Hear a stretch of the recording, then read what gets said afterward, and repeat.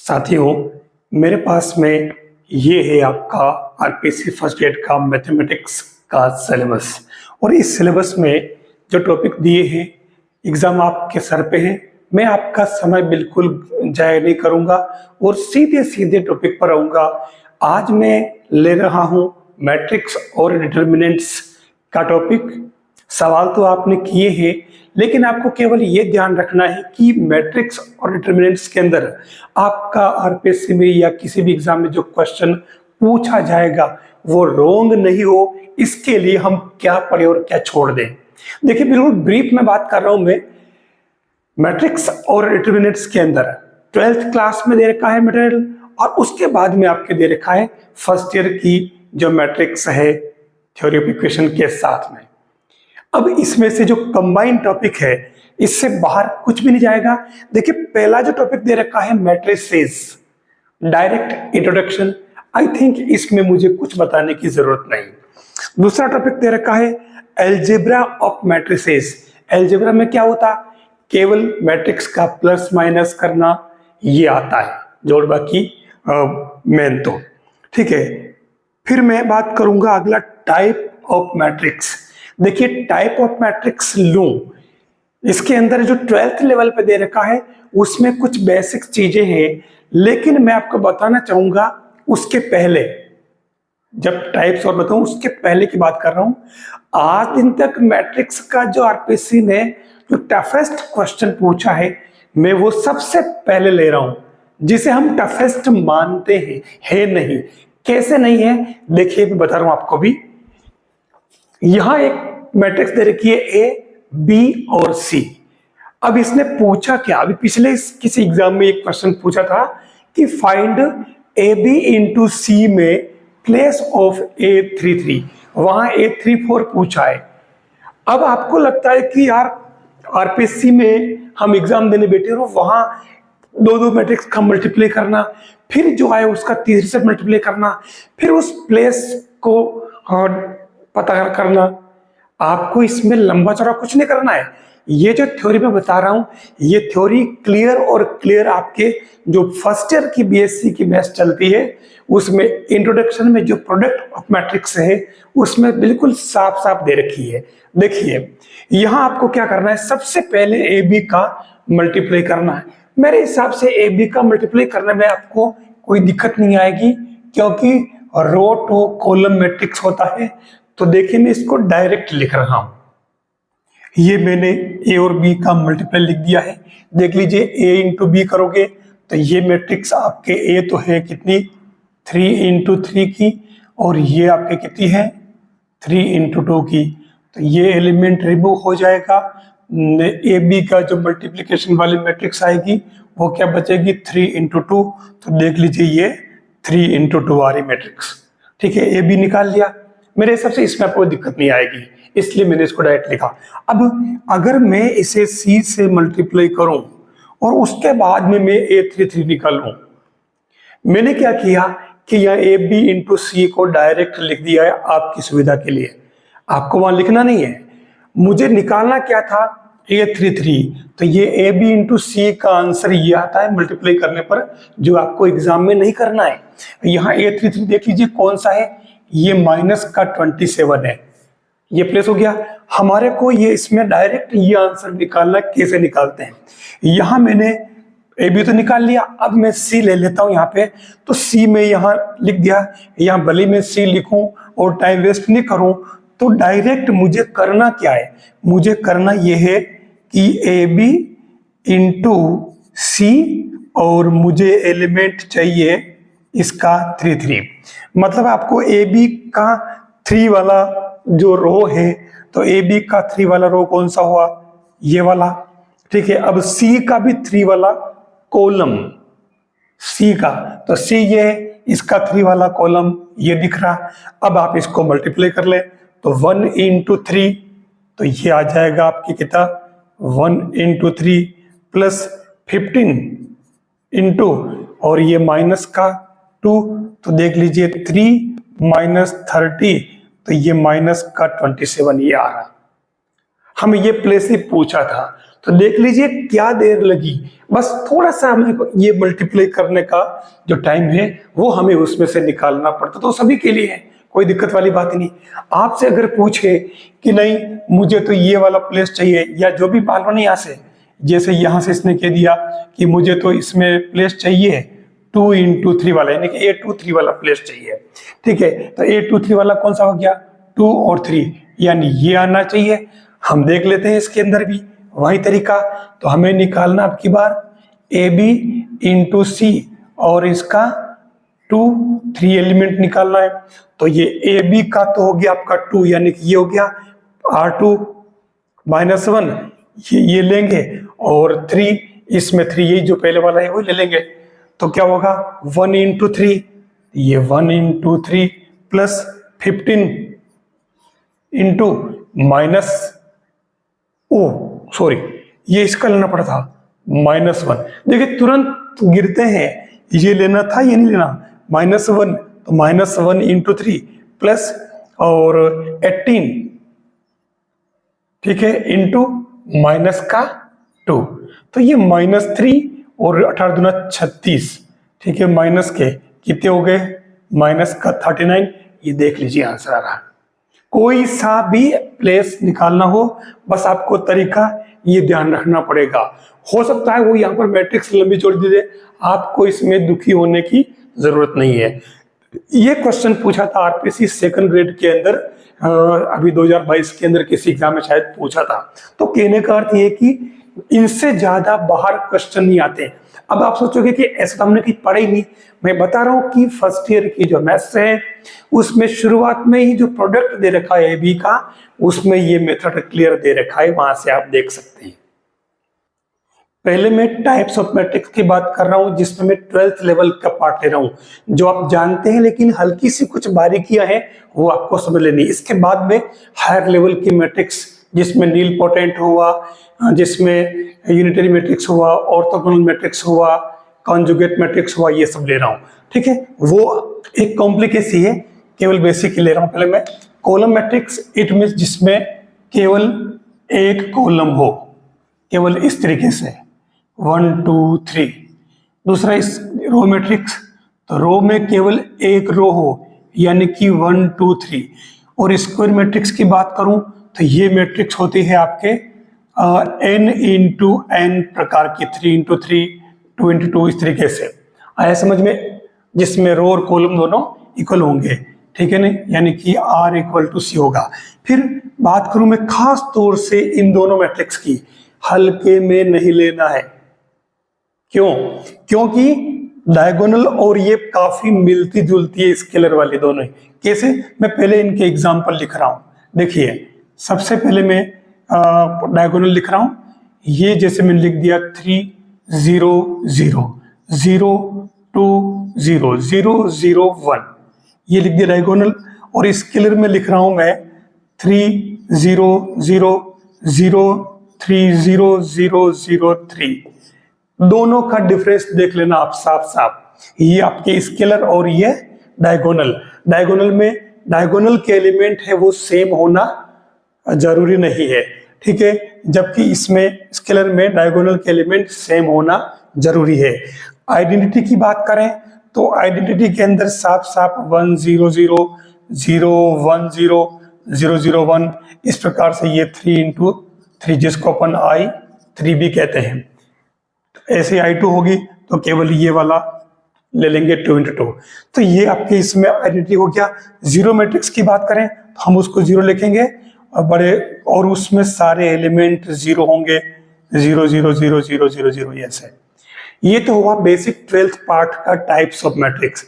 अब मैं बात करूंगा हायर मैथमेटिक्स के अंदर जो मैट्रिक्स का पार्ट है वो। देखिए इसमें आपको खास तौर से इन दोनों को ठीक से स्टडी कर लेना है। वैसे हायर मैट्रिक्स में ये जो है बड़ी ही ब्रॉड लेवल पर दे रखी है सारी प्रॉपर्टीज, और ये 12th लेवल पर भी है। इसमें ट्रांसपोज मैट्रिक्स की बात करूं तो 12th के अंदर भी है, और इसको अपन AT से लिखते हैं। बहुत सारी बुक में इसको A' से भी लिखते हैं। तो इसमें होता क्या, आपको इसमें रो को कॉलम में और कॉलम को रो में कन्वर्ट कर लीजिए, तो वो ट्रांसपोज मैट्रिक बन जाएगी। जैसे आपके अगर ए इक्वल टू दे रखा है A B C X Y Z, ठीक है, और ये पी क्यू आर, तो आपके ये ए टी ट्रांसपोज क्या बन जाएगी, ये ए बी सी आप ऐसे लिख दीजिए एक्स वाई जेड और ये पी क्यू आर, ये हो जाएगी आपके ट्रांसपोज मैट्रिक्स, कोई बड़ी बात नहीं। अब सेकेंड बात आती है ऑर्थोगोनल मैट्रिक्स। सबसे इंपॉर्टेंट देखना, ऑर्थोगोनल मैट्रिक्स की बात अगर मैं करूं, ये आपके 12th लेवल पे नहीं है, ये एक केवल फर्स्ट ईयर में और ग्रेजुएशन लेवल पर ही आती है। एक स्क्वायर मैट्रिक्स, सबसे पहली शर्त होनी चाहिए इसकी स्क्वायर मैट्रिक्स, और स्क्वायर मैट्रिक्स भी कैसी होनी चाहिए, ऐसी हो कि A T equal to I equal to A T A. अगर इस शर्त को वो फॉलो करे तो वो मैट्रिक्स जो है वो क्या कहलाएगी, ऑर्थोगोनल। फिर ऑर्थोगोनल मैट्रिक्स की 3 विशेषताएं हैं। सबसे बड़ी बात देखिए, पहली विशेषता तो ये कि एक ऑर्थोगोनल मैट्रिक्स जो होती है ए, उसका अगर इन्वर्स निकालोगे तो वो भी आपके ऑर्थोगोनल होगी। दूसरी बात करूं कि एक ऑर्थोगोनल मैट्रिक्स का अगर डिटर्मिनेंट्स निकालोगे, सारणिक निकालोगे, तो उसकी वैल्यू हमेशा ही ±1 होगी। तीसरी बात आती है कि अगर मैट्रिक्स ए और मैट्रिक्स बी दोनों ही ऑर्थोगोनल है तो हमेशा ही ए बी और B A B orthogonal matrix होगी, इफ एंड ओनली इफ ये प्रेजेंट हो, एग्जिस्ट हो। ये शर्त होना जरूरी गुणा के लिए। ये तीनों प्रॉपर्टी आपको इसमें जरूर याद रखनी चाहिए अगर आप किसी कंपटीशन एग्जाम के अंदर बैठ रहे हो। थर्ड पार्ट है आपके सिमेट्रिक और स्क्यू सिमेट्रिक मैट्रिक्स। इसमें जो 12th लेवल पर भी है आपको पता है, लेकिन इसको मैंने कॉलेज लेवल की उससे बुक से लिया था कि दोनों चीज आपके क्लियर हो जाए। देखिए, सिमेट्रिक मैट्रिक्स का मतलब ये हुआ कि अगर कोई मैट्रिक्स ए इक्वल टू, या इसको ऐसे लिख दीजिए सीधा सीधा, अगर A I J M into N equal to A J I M into N हो, तो ये कहलाती है आपके सिमेट्रिक मैट्रिक्स, ठीक है। लेकिन अगर यहां पर A I J M into N equal to minus A J I हो जाए एम इंटू एन, तो ये हो जाएगी आपकी कौन सी, स्क्यू सिमेट्रिक मैट्रिक्स। ये दोनों ही प्रॉपर्टी आपको ध्यान रखनी है, ये सिमेट्रिक और ये स्क्यू सिमेट्रिक, ठीक है। कोई बहुत भारी काम इसमें नहीं है। अब इसमें मैं एक अगला जो इसकी खास प्रॉपर्टी की बात कर रहा हूं मैं, वैसे आपने पढ़ी होगी प्रॉपर्टी में, एक प्रॉपर्टी ध्यान रखना कि ए प्लस ए टी, दूसरा ए माइनस ए टी, तीसरा ए टी। ए टी क्या है, ट्रांसपोज मैट्रिक्स, परिवर्त मैट्रिक्स। ये मैट्रिक्स और ये मैट्रिक्स, ये दोनों कहलाएगी सिमेट्रिक हमेशा ही, लेकिन ये माइनस वाली जो है वो हमेशा कहलाएगी स्क्यू सिमेट्रिक मैट्रिक्स, ठीक है। ये इनकी प्रॉपर्टीज आपको ध्यान में रखनी पड़ेगी। नेक्स्ट आता है कॉन्जुगेट मैट्रिक्स। कॉन्जुगेट मैट्रिक्स को हम लिखते हैं किसी मैट्रिक्स ए के ऊपर बार लगा करके, सिंबल है। और इसमें क्या होता है कि जो मैट्रिक्स आपके ए दे रखी होती है, खासतौर से नाम से लग रहा कॉन्जुगेट, इसका मतलब इसके जो एलिमेंट होंगे वो iota 1 plus iota 1 3 minus iota, इस प्रकार की मैट्रिक्स बनेगी। तो आपको इसकी कॉन्जुगेट मैट्रिक्स अगर निकालनी है तो कुछ नहीं करना, इसके कॉन्जुगेट एलिमेंट को लिख देना, आयोटा प्लस में है तो माइनस आयोटा, 1 प्लस आयोटा तो 1 माइनस आयोटा, 1 को 1 ही रखना है, 3 प्लस आयोटा कर देना, ये आपके कॉन्जुगेट मैट्रिक्स आ गई। थर्ड पार्ट है आपके सिमेट्रिक और स्क्यू सिमेट्रिक मैट्रिक्स। इसमें जो 12th लेवल पर भी है आपको पता है, लेकिन इसको मैंने कॉलेज लेवल की उससे बुक से लिया था कि दोनों चीज आपके क्लियर हो जाए। देखिए सिमेट्रिक मैट्रिक्स का मतलब ये हुआ कि अगर कोई मैट्रिक्स ए इक्वल टू, या इसको ऐसे लिख दीजिए सीधा सीधा, अगर A I J M into N equal to A J I M into N हो, तो ये कहलाती है आपके सिमेट्रिक मैट्रिक्स।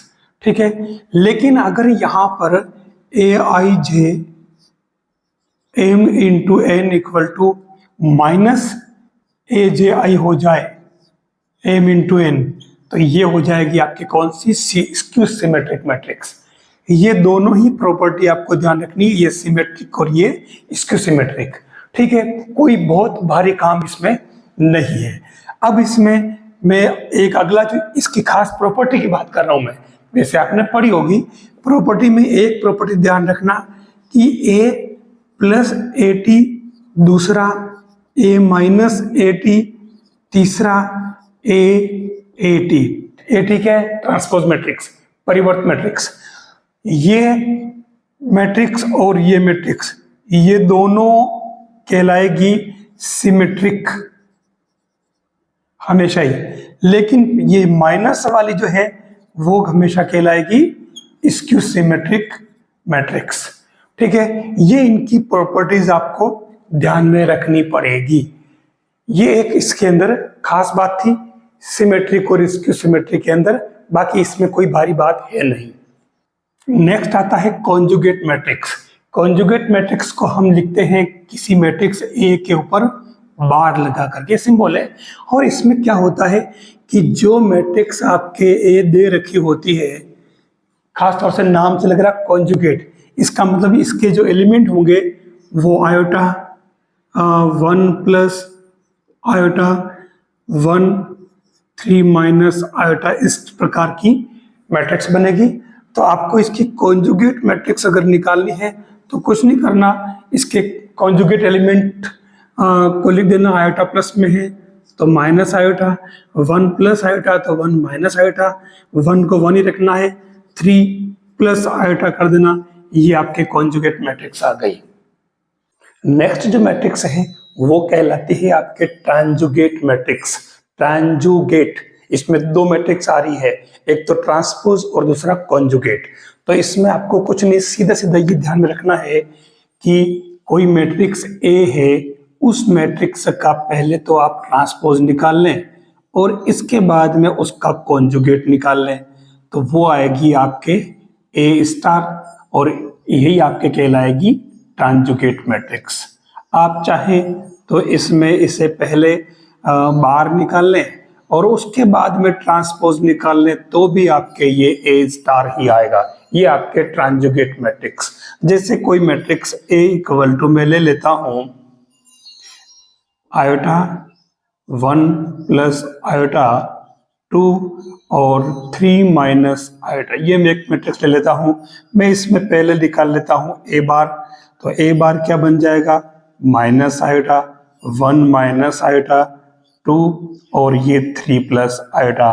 ठीक है, अब मैं इसमें इस बार तो निकाल लिया, मैं इसका ट्रांसपोज निकाल लेता हूं, तो ये क्या बनेगा, सेम ट्रांसपोज का मतलब माइनस आयोटा 1 माइनस आयोटा 2 और 3 प्लस आयोटा, ये आपके कहलाएगा इसका ए स्टार, जिसको अपन कहते हैं ट्रांजुगेट मैट्रिक्स।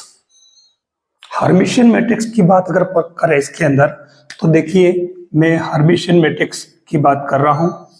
यहां इसमें क्या है, किसी matrix A equal to A I J M cross N, ये स्क्वायर मैट्रिक्स होनी चाहिए। तो इसके लिए जब ए I J equal to A I जे बाहर हो फॉर एवरी आई जे, तो ये कहलाती है आपके हर्मिशियन मैट्रिक्स। और अगर यहीं पर A I J equal to minus J I हो, तो उस कंडीशन में ये कहलाती है आपके फॉर एवरी जे, यहां पर ये जे आई होगा, ध्यान रखना। तो ये कहलाएगी आपके skew matrix, skew Hermitian matrix. ठीक है, या इसमें आपको ध्यान रखना होगा। अब हर्मिशियन मैट्रिक्स के अंदर कुछ डेफिनेशंस है। अगर ए आपके हर्मिशियन है तो उस केस में ए स्टार इक्वल टू ए होगा, और अगर ए आपके स्क्यू हर्मिशियन है तो उस कंडीशन में ए स्टार इक्वल टू माइनस ए होगा। दोनों तरफ ध्यान रखना, ये इसकी डेफिनेशन में आपको ध्यान रखना है। अब यहां मैंने कुछ खास प्रॉपर्टीज जो मैट्रिक्स की लिखी है, देखिए फटाफट देख लीजिए। यहाँ ए और बी दो मैट्रिक्स है और वो हर्मिशियन अगर है, ठीक है, तो उस केस में ध्यान रखना ए प्लस बी हर्मिशियन होगा, A B and B A Hermitian होगा। ठीक है, अब इसमें एक बात ध्यान रखनी पड़ेगी, इसमें if and only if A B equal to B A हो तभी लागू होगा ये। फिर A B plus B A hermitian होगी, A B minus B A hermitian होगी। अब इन सब में ध्यान रखना एक टर्म नहीं है, कौन सी है जो आपको पता लगाना है, ठीक है ना। यही से क्वेश्चन बनेगा आपके आरपीसी में। फिर अगर ए हर्मिशियन है तो आयोटा ए स्क्यू हर्मिशियन होगा, और अगर ए स्क्यू हर्मिशियन है तो आयोटा ए हर्मिशियन होगी, और अगर ए हर्मिशियन है तो B star A B Hermitian, और ए अगर स्क्यू हर्मिशियन है तो B star A B skew Hermitian होगी। ये प्रॉपर्टीज आपको ठीक से पढ़ के और याद रख के जाना है, इससे आपके एग्जाम में क्वेश्चन सही होगा, क्योंकि क्वेश्चन लगभग इन्हीं चीजों के इर्द गिर्द घूमता है। अब मैं चलता हूं एक खास टाइप्स के मैट्रिक्स की तरफ। देखिए ये इसका क्वेश्चन पूछा गया है एग्जाम में, तो ये मैट्रिक्स के प्रकार आपके लिए बहुत ज्यादा इंपॉर्टेंस रखते हैं। देखिए मैंने लिखा, पहला है idempotent matrix, nilpotent matrix, involutory matrix, singular matrix, इसमें एक और आएगा नॉन सिंगुलर मैट्रिक्स और ट्रायंगुलर मैट्रिक्स, और एक और लिख देते हैं नल या फिर जीरो मैट्रिक्स। तो जो खास तौर से सबसे पहले लिखा मैंने आइडेम्पोटेंट मैट्रिक्स, तो मैं इस मैट्रिक्स की अगर बात करूं तो इसमें रूल्स लगता है हमेशा ही याद रखें, A square equal to A cube equal to A, और इसी प्रकार से A N equal to A आ जाता है। तो ये आइडेम्पोटेंट मैट्रिक्स होगी। आप इसमें एग्जांपल भी ले सकते हैं, जैसे मान लो अगर ए इक्वल टू ले लें तो 2 - 2 और 1 - 1, अगर इस मैट्रिक्स के लिए आप लिखेंगे तो ये A square equal to A zero क्या ए आ जाएगा। ये आपके हो गया है आइडेम्पोटेंट मैट्रिक्स, ठीक है। फिर नेक्स्ट आता है नीलपोटेंट मैट्रिक्स। तो नीलपोटेंट मैट्रिक्स के लिए जो रूल्स है ये पहला हो गया, ठीक है, मैं इसको फर्स्ट नाम दे रहा हूं। अब मैं सेकंड की बात करूं तो सेकंड नीलपोटेंट, तो इसमें सिस्टम ये रहता है कि ए पावर के इक्वल टू 0 आना चाहिए। ये ध्यान रखना, जहां पर आपके K less and equal than N, ये आपको ध्यान रखना होगा। अब इसमें जैसे कोई आप एग्जांपल ले ले, कोई भी ले ले, जैसे मान लो अगर मैं लिख दूं a इक्वल टू तो 4 - 2 और 8 माइनस का 4, ऐसे एग्जांपल। वैसे वहां आपके क्वेश्चन में आएगा, तो अगर यहां पर आप a स्क्वायर करोगे तो 0 आ जाएगा। ये आपके नीलपोटेंट मैट्रिक्स का सिस्टम। अब बात करूं मैं, ये हो गया आपका दूसरा। अब मैं तीसरा नंबर लेता हूं, तो थर्ड नंबर में ध्यान रखना बहुत इजी काम है, मैं एग्जांपल नहीं ले रहा हूं। इसमें ए स्क्वायर इक्वल टू ए आना चाहिए, या फिर ए क्या आई, ठीक है ना, यूनिट मैट्रिक्स। और इधर आप कह सकते हो ए इनवर्स इक्वल टू ए, देख लीजिए, इससे आप ये ला सकते हो। तो ये सिस्टम जहां पर भी अप्लाई होता हो वहां पर आपके वो क्या बन जाएगी, इनवॉल्यूटरी मैट्रिक्स, ठीक है। फिर फोर्थ की बात करूं तो अगर कोई मैट्रिक्स ऐसी हो कि उसका मोड ऑफ ए जो आए वो अगर 0 आ जाए, ठीक है, तो वो हो जाएगी आपकी सिंगुलर मैट्रिक्स। और अगर वो ए नॉट इक्वल टू 0 है तो वो नॉन सिंगुलर मैट्रिक्स हो जाएगी। ये आपको इसमें ध्यान रखना होगा। ट्रायंगुलर मैट्रिक्स की बात करें तो इसमें क्या बनेगा, ट्रायंगुलर मैट्रिक्स में एक साइड के जो, जैसे कोई मैट्रिक्स है, ये मैंने बना दी, तो आप क्या करें 0 1 2 0 0 3 0 0 और यहाँ पर भी आप लिख दे 0, तो ये जो आपके मैट्रिक्स कहलाएगी ट्रायंगुलर मैट्रिक्स बन जाएगी। ये आपकी खास तौर से ट्रायंगुलर मैट्रिक्स में इसको 5 नंबर दे देता हूं। और बाकी छोटी मोटी मैट्रिक्स और आती है जिसको अपन कहते हैं नल मैट्रिक्स या फिर जीरो मैट्रिक्स, तो उसके सारे एलिमेंट 0 होंगे, ये आपको इसकी जानकारी होगी। ये आपके एक खास पार्ट है मैट्रिक्स का जो आपको ध्यान में रखना होगा। नेक्स्ट पार्ट जो आता है मैट्रिक्स के अंदर वो है एडजॉइंट्स और इनवर्स मैट्रिक्स की फॉर्म में। ठीक है, अब इसमें आपको ज्यादा कोई कॉन्सेप्ट याद करने की जरूरत नहीं है, बस केवल एक तो एडजॉइंट ए। वैसे इस एडजॉइंट की जो प्रॉपर्टीज है मैं इसको डिटरमिनेंट्स वाला पार्ट पूरा अलग से ले लूंगा, मैं उसमें क्लियर करूंगा जहां से क्वेश्चन बनते हैं। मैट्रिक्स के अंदर जितना पार्ट है मैं उसमें ले रहा हूं। एडजॉइंट ए की बात अगर करें तो इसमें सीधा सीधा आपके ए इनवर्स निकालने वाली बात है, तो वो होता है adjoint of A upon mod of A आता है। ठीक है, एडजॉइंट ए का निकालने का पूरा लंबा चौड़ा प्रोसेस है, तो उसको आपको पूरा वैसे आपने किया होगा 12th में। मैं इस पर ज्यादा नहीं जाऊँ क्योंकि खास तौर से कॉम्पिटिटिव एग्जाम्स की बात करें तो इसमें हमें ये ध्यान रखना होगा। अब जैसे मैंने ये मैट्रिक्स ए लिखी और ये मैट्रिक्स अगर 2 into 2 क्रम की है, ऐसे मैट्रिक्स को आप डायरेक्ट ए इनवर्स कैसे निकालेंगे? यहां आप सीधा सीधा 1 अपॉन मोड ऑफ ए कर दें, तो 1 अपॉन मोड ऑफ ए में आपको पहले इसका मोड ऑफ ए निकालना पड़ेगा जो 0 नहीं होना चाहिए। तो देख लीजिए 1 into 3 माइनस और 2 into 1, तो ये 2 यानी कि 1 आ रहा, not equal to 0। It means A inverse exist है, तो ये 1 अपॉन मोड ऑफ ए का मतलब 1।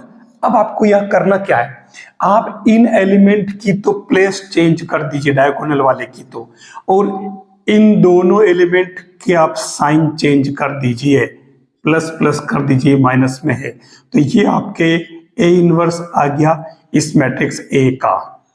ठीक है ना, ये बस ये आपको इसमें ध्यान रखना होगा। ठीक है ना, इनमें अपन ने कोई प्लेस चेंज कर दिया और इनका साइन चेंज कर दिया, तो ये ए इनवर्स निकालने में आपको देर नहीं लगनी चाहिए 2 into 2 क्रम के मैट्रिक्स के अंदर।